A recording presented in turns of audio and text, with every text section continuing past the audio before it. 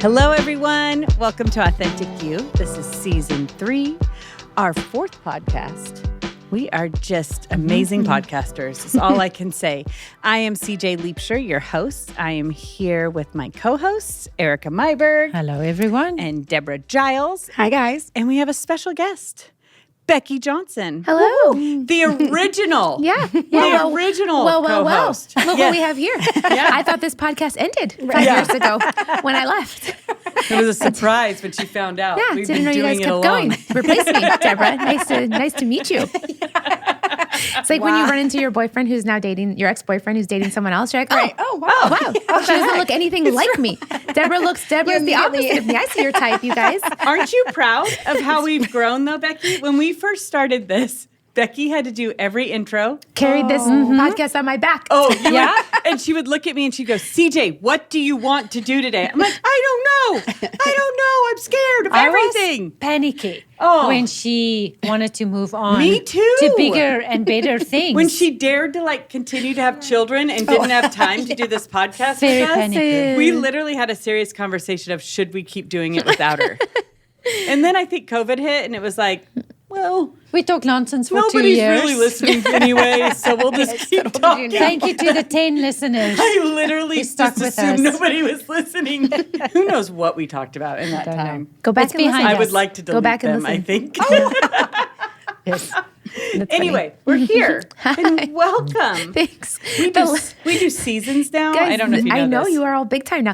There was no social media videos of these podcasts. The secret podcast. Yes, you guys have just really upped your game. But the last podcast I was on, I was pregnant and sick. You had come to my house on a random day that I wasn't throwing up. I think I cried my face off because I still have people contact me about that. They're like, are you okay? The last we heard from you, you were not okay. I'm like, oh yeah, I had that baby. She's 3 now. I'm good. I quit throwing up. I'm just always 3 years ago. My pregnancies are a dark time for me. They are. So I recorded something in that dark time. And that's the last people have heard from you Yeah, in just this guys, community. I'm here, I'm okay. My favorite was I'm a success story now. We tried to do a live. One. Remember with Rebecca Lyons? Yes. We tried to do a live one, and we had 200 people that were on it to see this live. I don't know. It might have been more than that. And Becky was sick in bed, and we got somebody to come and give her an IV.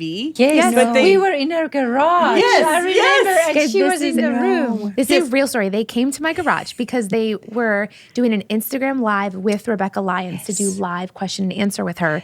We pumped it up. It was COVID, so people were getting on things online, but they were nervous to do it apart from me. Yes, absolutely. And so I was As we in my should bed, be. unable to move. They got a girl in our church who's a nurse to bring an IV bag to my house so that I was well enough to sit up. And It's she Michael tried many Jordan when he times. played. Yeah. And it didn't work. She blew but up she her hand tried. once. That was my favorite. She was so nervous to Yes. give me this IV in my room. The bag is hanging on a hanger where my bedside lamp is.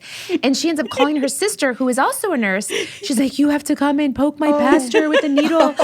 And so this other girl shows up and she's like, what are we doing this for? I'm like, so that I could sit up and feed SeaJay lines. Who we are 5 meters away in the garage. Guys, this is scared to do it alone. I love how She desperate. kept us on track. You didn't know it was going to come I out of my blocked it out mouth. completely. I've completely forgotten we did I that. have grown. I'm not as out of control now. I'm so Oh, I proud. don't say anything everybody inappropriate. should just listen to the previous Deborah podcast blinked twice too. if you also want to leave. Deborah likes it, okay? Deborah likes it, and she likes the things that I say.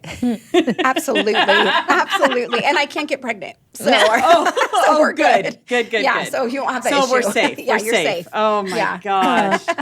Oh, my gosh. But we do have IVs and nurses. You do. Yes. Well, I think I could give you an IV now. So we'd be fine. No, I don't do IVs. I can do it. No, I'll no. hold you. I'll I sit don't on even you. I didn't do blood taking when I got pregnant. Nothing. I don't It's do any IVs. oh, you don't do I don't needles. do needles at all. When you had babies, they have to give you one. So They did you do it just- once. So that yes. you were like, and all right, and a 3 friend times. held my hand one time and she looked at me and said, Deborah, you've had babies. What are you doing? As I'm screaming and they're putting it in my arm. like It's Raya. horrible. I That's hate Derek. it. My kids getting their vaccines. Daniel took them. Cancel. I Couldn't cancel even you. go. Vaccines. He Double. took all my babies to get their vaccines. Oh my gosh, you're very. Yeah, I do not do needles. Oh, wow. That is, and it's like a whole health trend right now. Like you go get IVs Oh, of IV, yes. vitamins. Oh, Like yes. people are like zinking up Fully. B12s. They're and you're- amazing. I've been offered free IVs.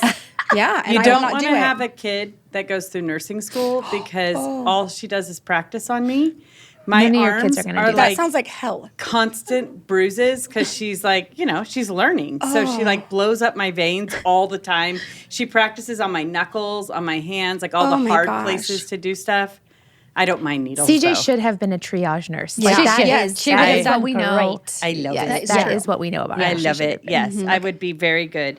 Well, I might not save anybody, but I would be very good at running around and feeling confident that I'm doing Telling it all well. of us that You to would, do. and you'd be good at relaying the stories afterwards too. Oh, like I we'd would have wanna so many good listen. stories. So many. I will have to say, do you remember my favorite thing from that Rebecca Lyons? Was the lady that fell asleep on so we Zoom. had like screenshots of the people that were watching, and there If was that a lady woman's listening. Well, we love you. I don't know who you are, but she got up in the middle of the night in another country, which was like amazing, and then fell asleep on camera. And I was like, this would be something I would do. And I felt connected immediately. Oh my gosh. She can message me and we'll be best friends. It is what it is. But I did find great joy that somebody was sleeping through my podcast. We should that go I back was and also sweating. watch that. I bet you we have it somewhere. Oh, No, Becky, no. I Rebecca don't. Lyons hasn't talked to you since. No.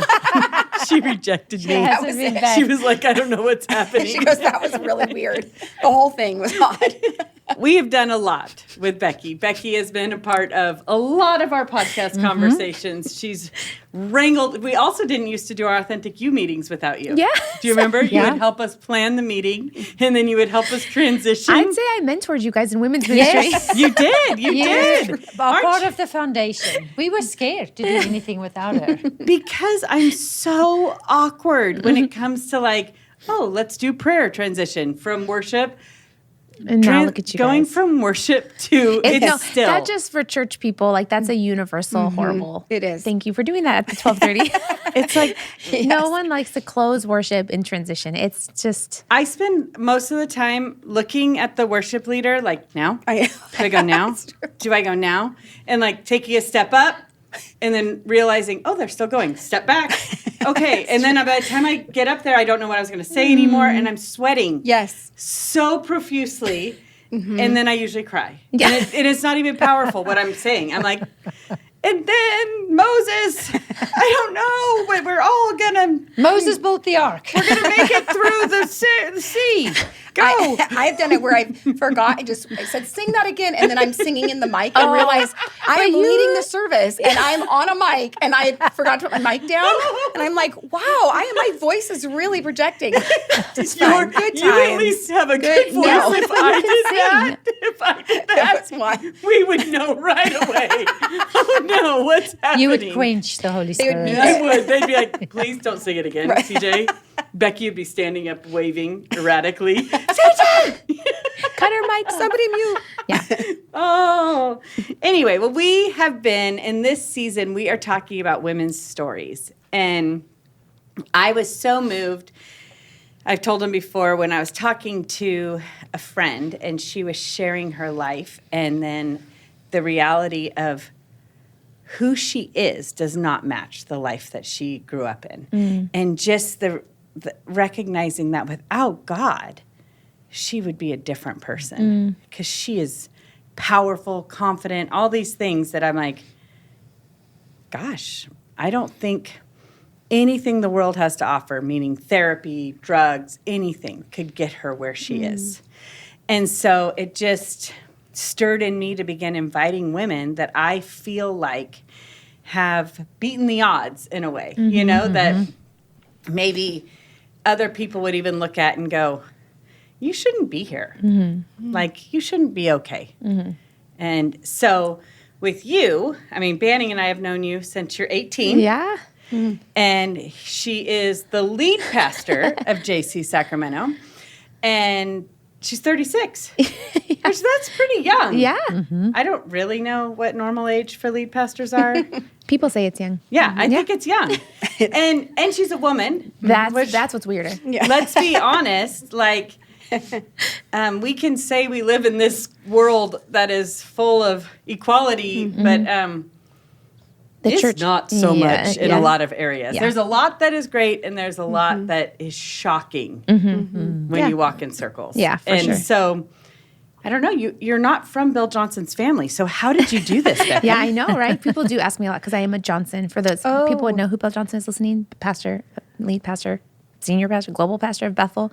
But yeah, people, because I'm a Johnson and I'm in ministry and I'm with Jesus culture, it's like, okay, Jesus culture, Yes. Bethel, That's Johnson. how you got there. Yeah, so are you Bill's daughter? One time, not that long ago when Benny Johnson passed away, Bill's wife, Derek, my husband, was leading worship at a conference in Pennsylvania, and they came up to him and was like, I'm so sorry to hear about your mom's passing. And Derek, if you guys know Derek, he's just the sweetest, and he was like, they were so sincere.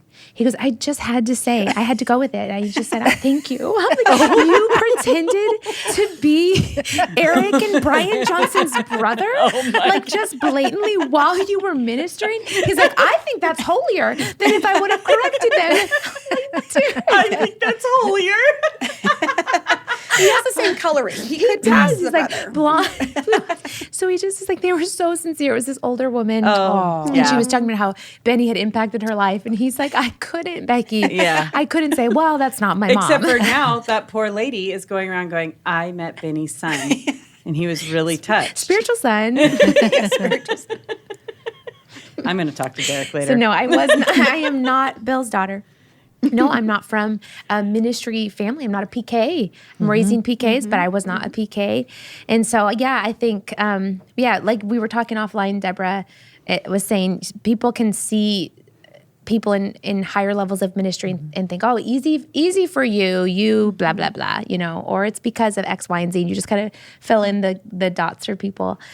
And then when you uncover the stories, you realize, oh, that's not the case. And I have preached before, I preach to a lot of youth and young adults, and I'm like, guys, I should have been a statistic. Like for my upbringing, I should have been a teen mom. I should have been, given over to addiction and the town that I'm from, the things I experienced, the pain and the my own trauma. Like I should have been, and I could have easily been, but.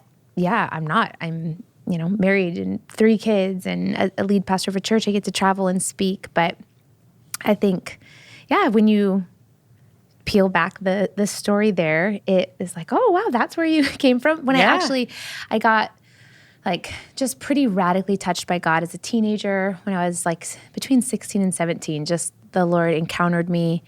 And at that point, I really did believe at 16 years old, I believed I ruined my life. I thought I had made such a catastrophic mess. I was entangled in legal stuff. I was the victim in this horrible sexual abuse case that he had gone to jail. I was like, my reputation was decimated. I had cut my body. Like it was an external manifestation of the pain I felt. I wanted my outside to match my inside. So I self-mutilated. I was just trying to numb. And I thought at 16, I remember feeling like hollow, like I'm just a shell. And I really did believe it doesn't matter. Like I've already done everything. So it doesn't matter what, like my future is there is no future for me. So I just like, it was just complete. I had just given myself over to like complete lawlessness. Does that make sense? Like that's what I thought. I thought, what? There's nothing to preserve. Yeah. Everything's been given away or taken from me. Yep. And so there's really no point. I was definitely I had suicidal ideation because I thought, what is the point? And so it was in that season that I had this encounter with the Lord. And the Lord showed me at that time, it's so crazy to think back on. You think like these stories are made up, but you can't make this up. I remember the Lord showed me, I'm not from a prophetic background. Visions were not normal. It wasn't like, oh, I know what the voice of God sounds like. This is just in like a sovereign encounter. The Lord showed me 2 roads. And he said, you're on this road, which leads to destruction and death if you just keep going this way. He said, or I have something for you if you say yes to me. And that's all that I sensed. I didn't know what that something else was, but it wasn't death and destruction. And I thought, I choose that. Yeah. I'll take the not death and Yes, I'm destruction. like, I'll choose that. So I give my life like just over to the Lord as a teenager, and I did the first like radical thing anyone had done in my family, and I moved from Indiana to California to attend a school of ministry. And I showed up in the school of ministry, and I'm looking around and I'm like, oh, all these guys are like born Christians. These are like, these people are like, they've known God and they've got good families, and they were all richer than me. Like I 450 students in a sea of them. And I thought, oh my gosh, I'm the only one with this. Like a year ago, I was high. A year ago, I was thinking of taking my life. And so I'm in this ministry school and I'm hearing these stories, and I start filling in the blanks for everybody else, right? Now, there were a bunch of like ministry kids in there. But then I show up and I thought, okay, if I have any shot in like the church, I need to never share my past. And so I told people that I was a pastor's kid. I'm in ministry school, and I'm like, they're like, where you come from? I'm like, oh, my dad's a pastor in Indiana. Guys, I don't even know my biological dad. Like, my stepdad is a mechanic. And I'm like, my dad's a pastor in Indiana. And because I'm like, I have to, if I'm going to stand if I'm going to make it, if I'm going to be accepted, I can't be like, I sent a sex offender to jail. Like, I'm like, oh my gosh. What? So I spent 6 months lying. Oh my gosh. I was going to ask, so were you perfect from then on, Becky? And you answered that for me. I'm lying in ministry school. And then I'm thinking, what is wrong with you? Like, you're going to hell. I'm in ministry school. You jump back on the death and destruction road, Becky. But I feel so much shame, and I start to feel scared, like, oh, if I was honest about where I came from, I don't have a place here. Yeah. Wow. And I'm looking at everybody on stage and everybody, sharing on mics and everybody thriving and worshiping the front. And I'm thinking, oh, they all have had these perfect Christian lives, and none of them have known the pain I've known or made the decisions I made, like dumb, rebellious, selfish decisions. Yeah. And so it was a journey to, one, even accept my story. And then another journey to believe that God would do something with me. Yeah. Because that seemed like, so then I get over my lying. I'm like, okay, that's not true. Here's my story.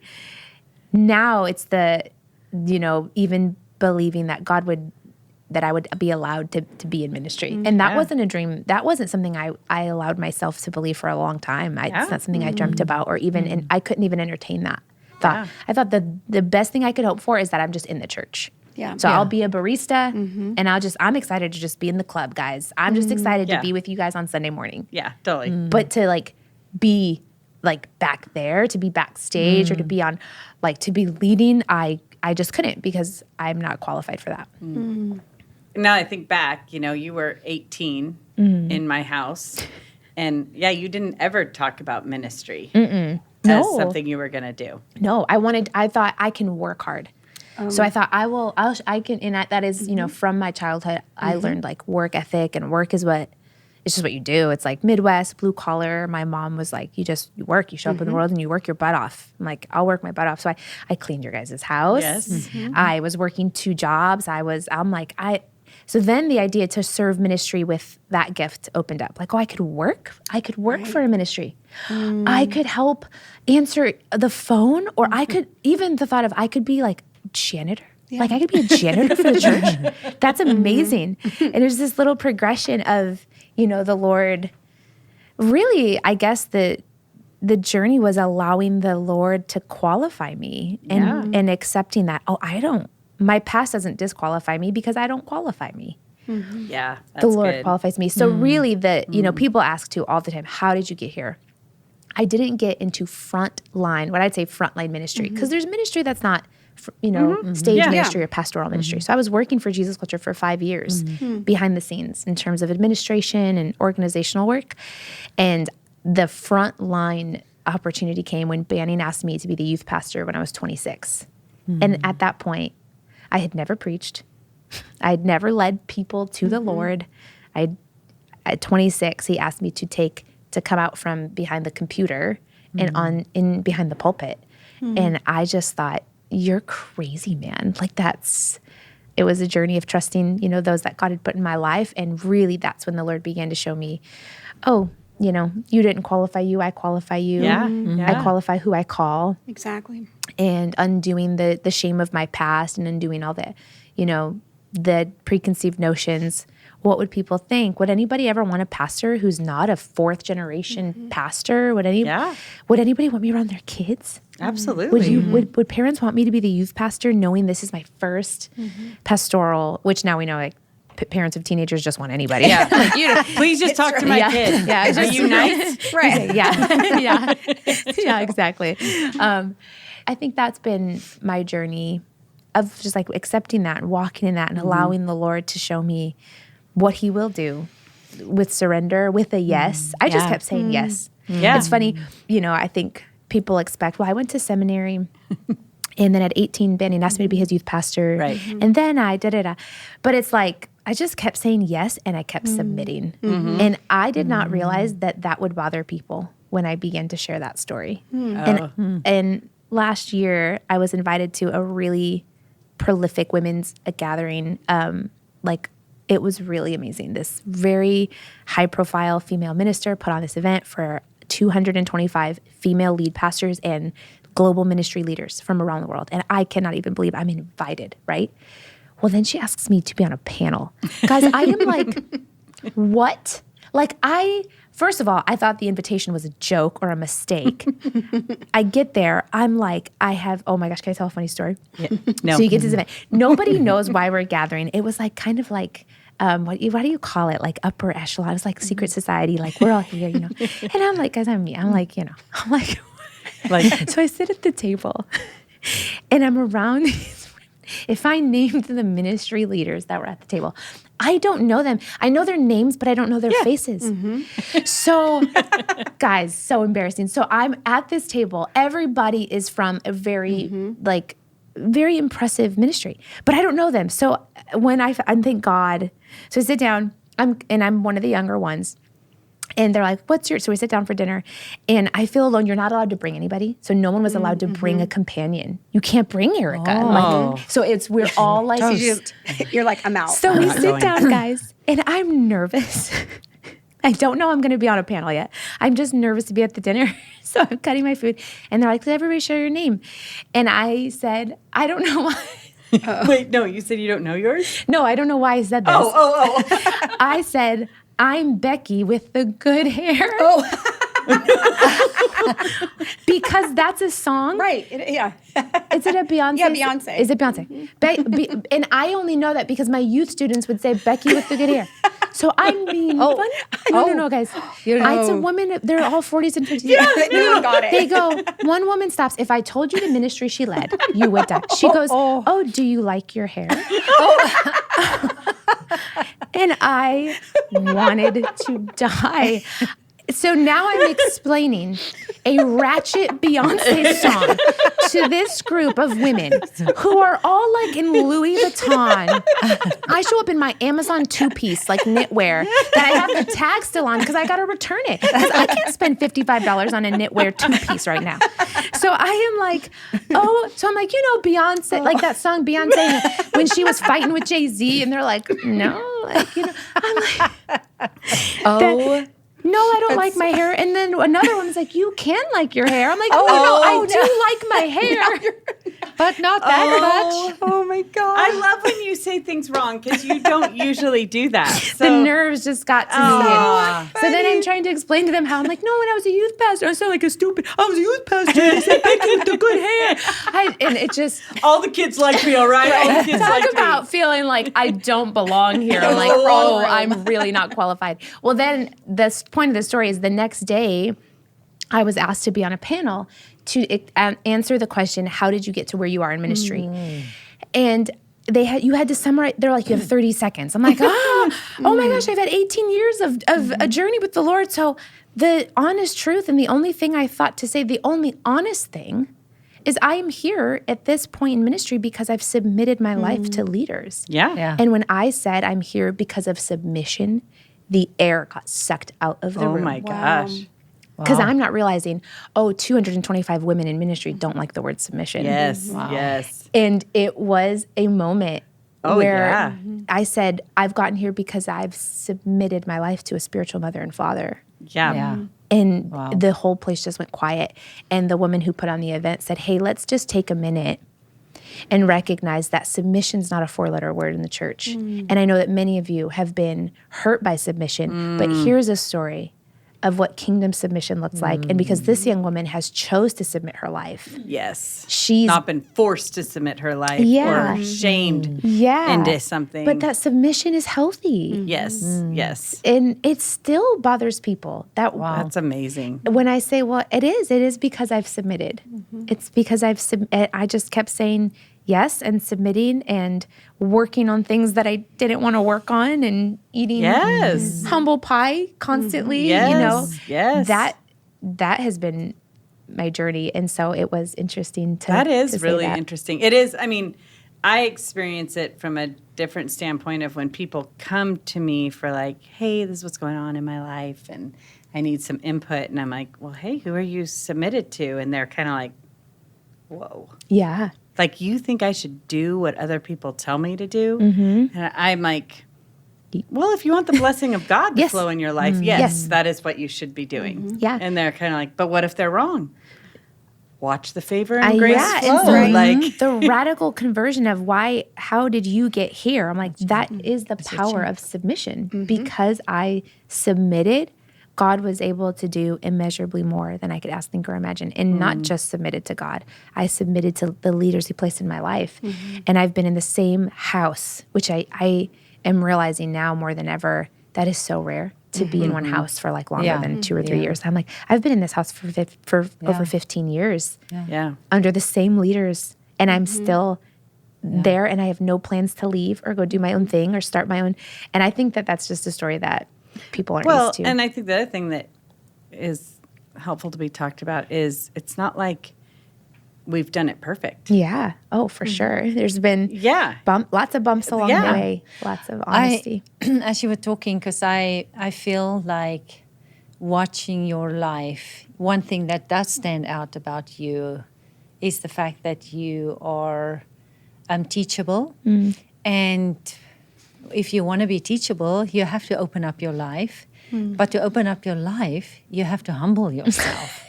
And to do that, especially with your personality, and I've got my younger daughters. My youngest is so fiery, and I push her towards Becky because I'm like, I want to tell you that she has something that you need. Yeah. And I can see, like, to humble yourself is not a fun thing. And some personalities like you SeaJay, you seem to, it comes more natural because you know, it's like you do it easier. But so like humble. for an Emma or like we have similarities. Yeah. It's a very hard thing to do, and you have to be so incredibly intentional about, I am going to humble myself, and there can be tears involved in all the things. But however, on the other side of that, I mean, God talks so about much transformation. humility. So it's like everybody gets stuck on the submission, but submission has everything to do with humbling yourself, and we humble ourselves first before God, and then God has placed his leaders in your life, and therefore you humble yourself before them and watch what he does. So to me, like that trace thread all through your life, you know, I mean, the sky is the limit. It's true. Really, but it's not without pain. You can speak to that if you want to, because it doesn't take away. It's not easy. It's not like, everybody tell me. Oh, yeah. No, oh my What you gosh. think? Tell me what I'm doing wrong. How many times I've been told to watch my face in a meeting. So, you know, I'm like, oh my gosh. Listen. My face is my face. Yes, I know. I'm like, listen. Or been told what the temptation to say, don't, like, I know, but the ability to hear it again and again and again, or to recognize, like, I don't know what I don't know. What are my blind spots? But, you know, the Bible, it's two options. The Bible says you can humble yourself or God can humble you. So I'm like, okay, well, if those are my two options, if that's my fork in the road, I will choose to humble myself. And in moments when I don't, God is kind to do that for us. Yes. But, you know, I think too, for women listening who do have stories like mine, where it's like, man, harder life. You get throttled into adulthood early on when you have hardship, right? Yeah. And then part of that, it's like there wasn't arrogance. Like the lack of humility sometimes isn't actual arrogance. It's just survival. Yeah. I'm like, listen, I have only made it this far by listening to my gut and being scrappy and making sure I wasn't taken advantage of. So like that process too, to recognize that, wow, with the Lord, like I've got to shed that. I have to lose self-preservation, even though self-preservation is what got me here and is what protected me. Yeah. That there is a lot of that needs to come off so that God can do what He wants to do in and through us. And I think for women listening too, just recognize that's a part of it. Some of that stuff you've just had to develop. You've had to get that tough skin. You've had to learn to trust your instincts to get out of whatever muck. Yeah. But once you're starting to pursue the Lord and you're like, well, what's He going to do with this? You got to recognize there's a bunch of stuff that you carried in that's got to get undone. Yes. And that's part of the qualification that God does with you. So like what qualifies you? It's not that I did everything right in childhood and in adolescence and then I knew all these right people and then I climbed this ladder. But the qualification comes when there was an opportunity to humble myself, and I did it. There was an opportunity to work on my constraints, to submit, to serve and honor. Like that is the process where God's going, this is me. I'm giving you your qualifications. I'm giving you what you need to stand in ministry, with integrity. But we have to say yes to those things. Yeah. It's just so hard. I was thinking about, Jesus culture is a very unique environment. And I think when you're raised in it, obviously CJ's been married to it for a long time, but I created it. You created myself. it. Yes, you did. You birthed it. Yeah. Banning and CJ are very much into people being anointed. It doesn't really matter, guy or girl. It's who God has anointed in this season. And they're very much about empowering people to go out and do what God's called them to do. And it's a beautiful environment to be in. And what I love what you're talking about is, I think as I'm hearing you talk, I think there's probably girls who are listening, women who are listening, thinking, well, I've been sitting under a pastor and I feel a call, but I'm not being recognized, or I'm trying to submit. And I think two things. One is, I think to make people aware that it wasn't like other women were being raised up like you and you were just the next girl in line. Yes. Yeah. This was a very unique call on your life that you sat, and it wasn't like, okay, we're looking for the next girl. This was believing God that He had your steps and that at the right time He was going to anoint you for whatever that looked like. It's like you didn't even know exactly what it was. Right? That is, I think, it wasn't attached to the one calling or the one role to play. It was, God, what do you have for me? And I'm believing, I trust that Banning and CJ have my back and that they're hearing God too, to be able to lean in and trust that you're going to speak to them, as well as that I'm going to have longevity here and submit to them in a way that says, God, you've got me. Like, it doesn't matter. I don't have to make all this stuff work it out. I get that question so much, Deborah, of girls going, well, I'm not in an environment that does what you had. And that's another dot that people fill in. We're like, oh, well, Banning and CJ just liked you from the beginning, so they picked you. I'm like, no. I was looked over a lot for other people who were anointed in that moment. Before I got hired, I interviewed for 3 jobs. I was declined for all of them. I sat crying in the Starbucks parking lot with CJ, where you said, I know you're supposed to be with us. I just don't know what that looks like yet. Yeah. And these other people for these roles got hired because it's what God has for them and that's the right fit. I really wanted to leave in that moment and go, well, I've been serving for 3 years. I know there's a call out of my life, but I can go find it in another ministry, but I didn't.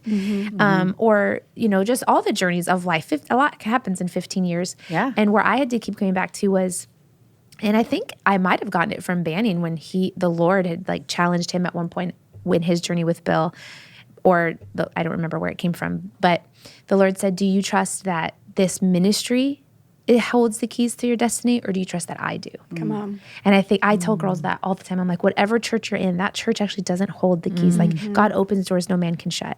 And so I think so often we hold ourselves back way more than other leaders because we get, you get resentful, you get disobedient, you get dishonoring.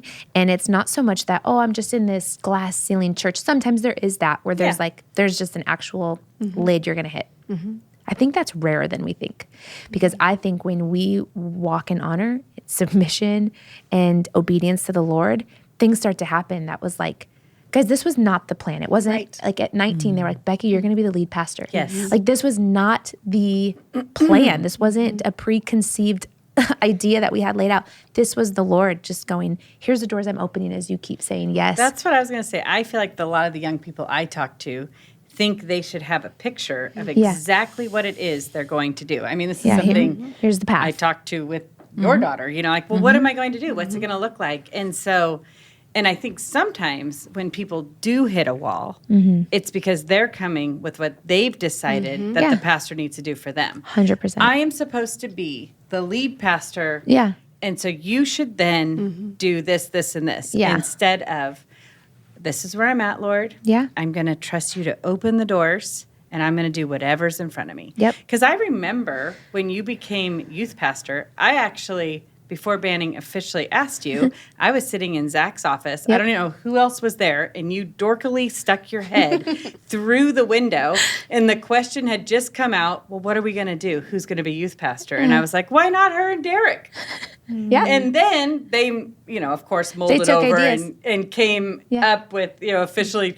But I mean, it wasn't like this, like the angel of the Lord came.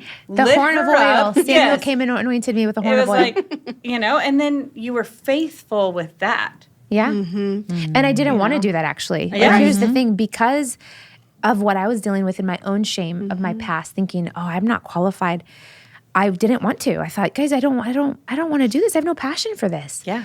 But I trusted that these were the leaders God had me serving, and this was their need, and they thought I could do a decent job at it. So I just said, okay, we'll do it.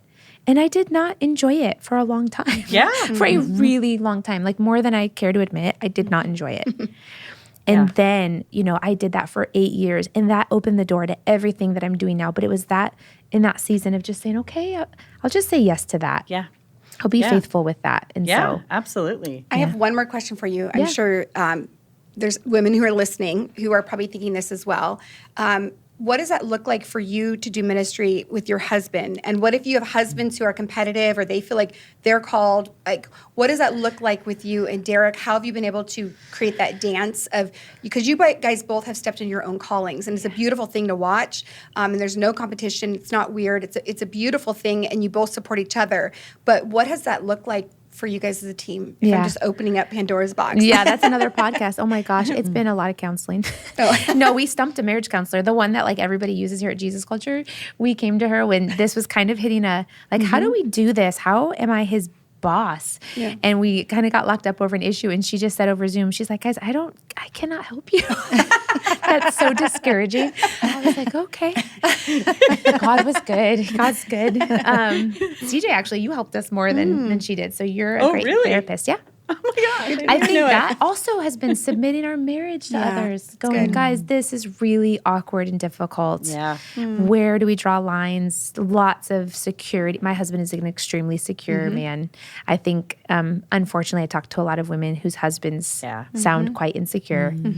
And, really called women who just who have husbands that are just working through their calling. So I think Derek committing himself early on, actually when we had our son, our daughter was 4, we had our son, and that really was like a shift for us. Like we realized, oh, God's putting me in ministry, and doors were like flying open for me, and doors weren't opening like that for Derek. He was still worship leading, but doors weren't opening at the rate that they were for me. And we sat down, and I was like, okay, you could feel that the season of our marriage was shifting, and someone needed to stay home. I'm like, here's our second child that, our first isn't even in school. And I needed to devote more time towards the office and ministry and leadership responsibilities. Banning and SeaJay were really giving me more. And Derek sat down, and we just sat down, and I think we probably had conversations with Banning and SeaJay and said, okay, this is what we're going to do. Derek's going to stay home, and I'm going to commit myself to working in this season for now. And Derek said he realized, I'm not healthy enough to do this without resenting her. Right. And so he just began a process with the Lord where he said, I need you. I need you to come in and father me. He said part of it was we had a son too, and he realized he was holding our baby boy going, oh, I don't know how to raise a son because of my own wounding with my father. And now I'm realizing, the thought of me being home is really, I feel like my masculinity is being taken. So what do I got to do? So he asked the Lord, to take him on a journey. And he went through the most personal transformation I have ever seen anybody go through in terms of masculinity, fatherhood, what it is to be a man. He started devouring. Jordan Peterson came into the picture. He read John Eldridge Wild at heart, Chip Dodd, Voice of the Heart. He went on this whole journey because he knew, if I'm going to do this, I have to be secure. Yeah. And would just be unfair to say, he just really believed in me. He really did some work to be able to stand behind me and not feel so threatened good. and not feel overshadowed. And so that's been a huge part of our journey. And then, yes, all the things, counseling and others and so many honest conversations and so much humbling. And let's say Derek with the good hair. Let's be honest. We went on a missions trip with you guys a little while back in Mexico, and Derek came out of the room. There were many couples and a big thing, and my husband looks at him and is like, I think he looked at you, Becky, and went, does he wake up like this? Like, he's the most beautiful man I've ever seen. Like, Derek he's is such hit a on pretty by boy. men more than he's so gorgeous. We were all like, Becky, this is hard. This is tough. It is. Like, It's everyone's not got fair. their cross to bear, and you having a beautiful husband is one of them. And I just think, like, this is awesome. My husband's so cute. Now I'm bothered because he doesn't age. And as I'm aging, I'm like, ooh, this is not cute. Yeah. His eyes get brighter. I know. His hair gets blonder. His skin's getting better. He's getting more muscular. I'm like, what?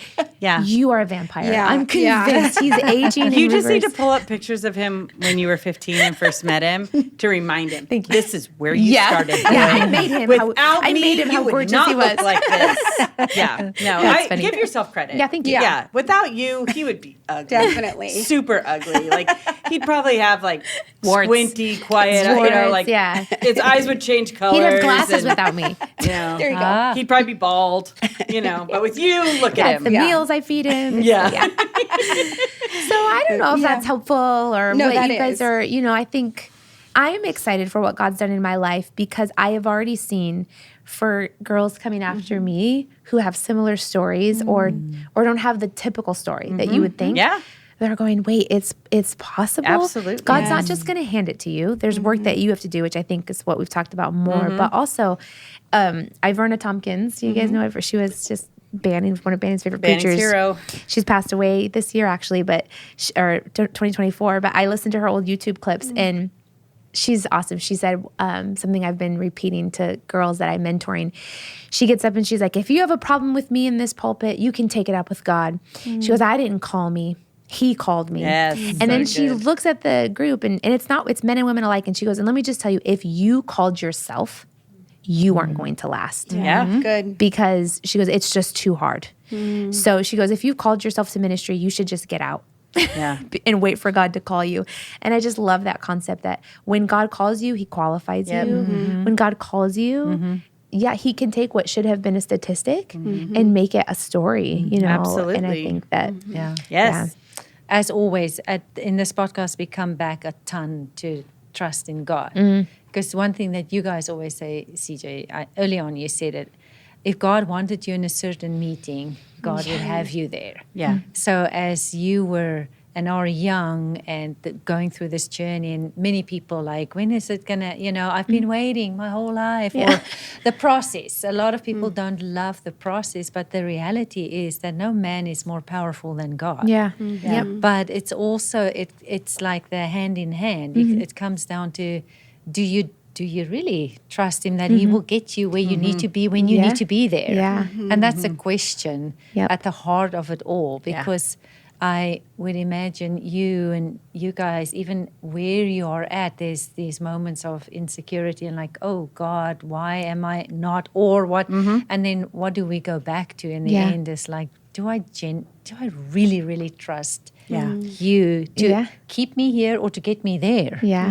Anyway, I think a lot of people, what you're saying, a lot of people want to be invited to the table, but they don't want to be anywhere in the house serving. They just want somebody to come out, find him, and invite him to dinner, but never actually bring themselves to do any of the work That's a good analogy. that it takes to be seen to be invited to the table. That's a really good analogy. I love that. Anyway, you've done a good job. You inspire us all. Maybe I'll be Absolutely. there. Maybe I'll be back on in another 5 years. maybe. Becky, we'll pray about it. We'll see what the Lord says. All right. You guys are doing a great job. I'm so proud of you.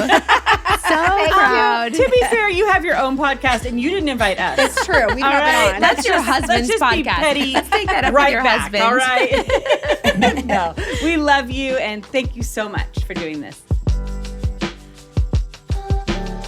Thank you for joining us on this episode of the Authentic You podcast. Be sure to follow us on socials, and like anything else, Jesus Culture Podcast Network is easy to find, and we'd love to hear what God's doing in your lives or what your thoughts are on what we talked about today. So comment or message us. Share today's episode with a friend, and if you haven't already, go back and binge seasons 1 and 2. You can find us on jesusculture.com or anywhere where you listen to podcasts.